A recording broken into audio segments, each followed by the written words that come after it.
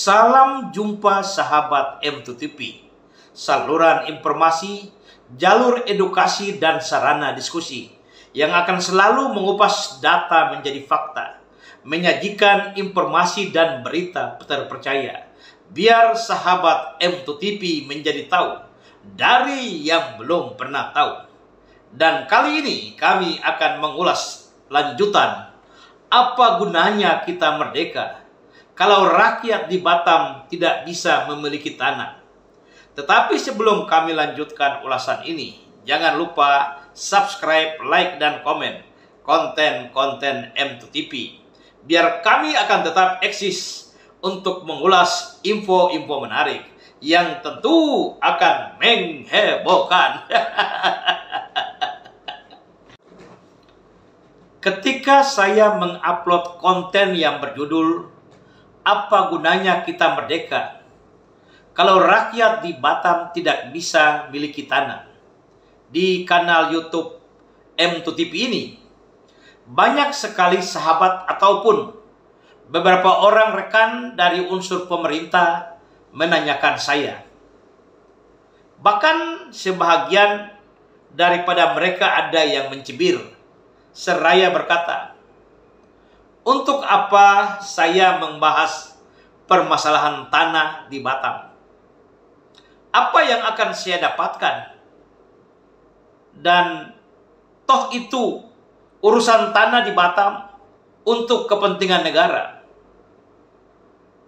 Saya lalu menanggapi pertanyaan-pertanyaan rekan-rekan saya dan menjelaskan, bagi saya hidup ini bukan tentang apa yang akan kita dapatkan, tetapi apa yang bisa kita perbuatkan. Saya dalam posisi merasa terpanggil untuk mengatakan yang salah harus segera diperbaiki supaya rakyat di Batam tidak tersakiti.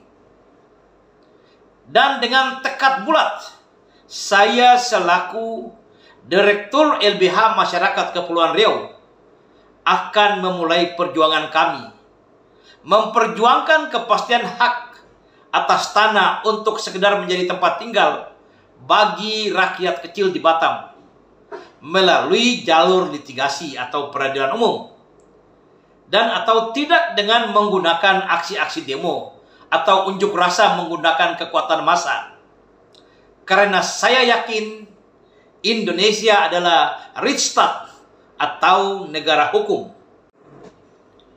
Satu hal yang harus digarisbawahi, bahwa hak pengolahan tanah atau HPL bukanlah sesuatu hak yang melekat pada tanah.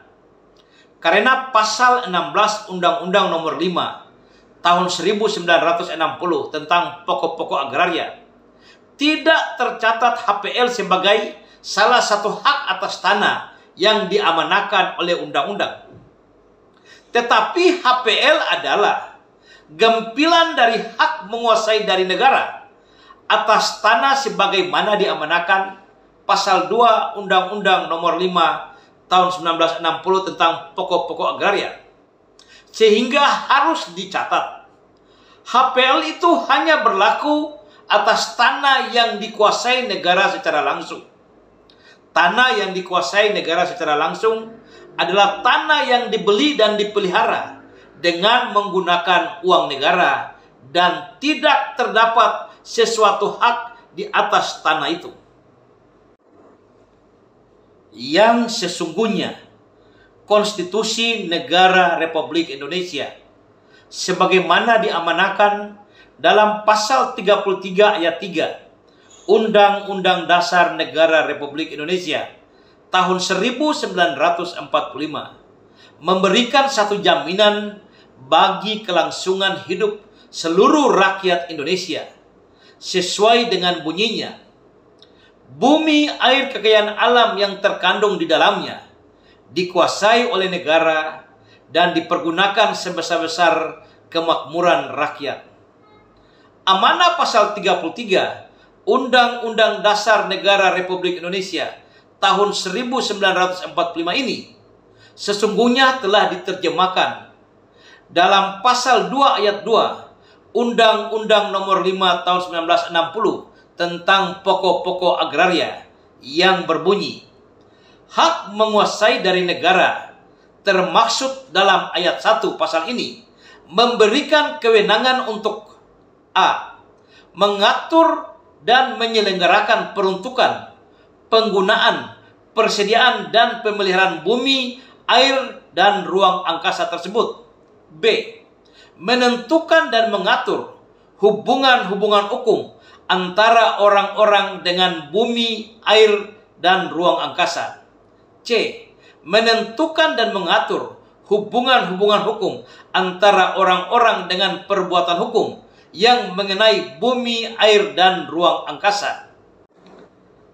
Jika kita menggunakan sedikit saja pendapat Profesor Budi Harsono dalam Sejarah Hukum Agraria dan Hukum Agraria Indonesia, makna pasal 2 Undang-Undang Pokok Agraria di atas, menurut Profesor Budi Harsono, pasal 2 Undang-Undang Pokok Agraria mempertegaskan bahwa kewenangan negara sebagai organisasi tertinggi dari bangsa-bangsa yang sudah mengikrarkan diri dalam satu negara kesatuan Republik Indonesia adalah untuk mengatur hal-hal yang menyangkut bumi, air, dan ruang angkasa. Jadi negara bukan sebagai pihak yang memiliki tanah. Kekuasaan negara atas tanah itu terikat dengan tugas-tugas administrasi pertanahan. Ada fakta hukum yang harus kita ungkapkan di Batam. Ketika keputusan Presiden nomor 41 tahun 1973 tentang kawasan industri Pulau Batam diterbitkan oleh pemerintahan Soeharto, secara langsung dalam prakteknya semua tanah di Batam menjadi milik otorita Batam. Azas domain verklaring atas tanah yang dijalankan oleh pemerintah Hindia Belanda berdasarkan pasal 1 Agraris Wet 1870 dihidupkan kembali di Pulau Batam. Asas domain verklaring adalah bunyi pasal 1 Undang-Undang Pertanahan Belanda tahun 1870 yang berbunyi, bagi tanah-tanah yang tidak dapat dibuktikan kepemilikannya oleh rakyat, maka tanah tersebut menjadi hak pemerintah Hindia Belanda. Hal yang sama terjadi di Pulau Batam dan pulau-pulau di sekitarnya.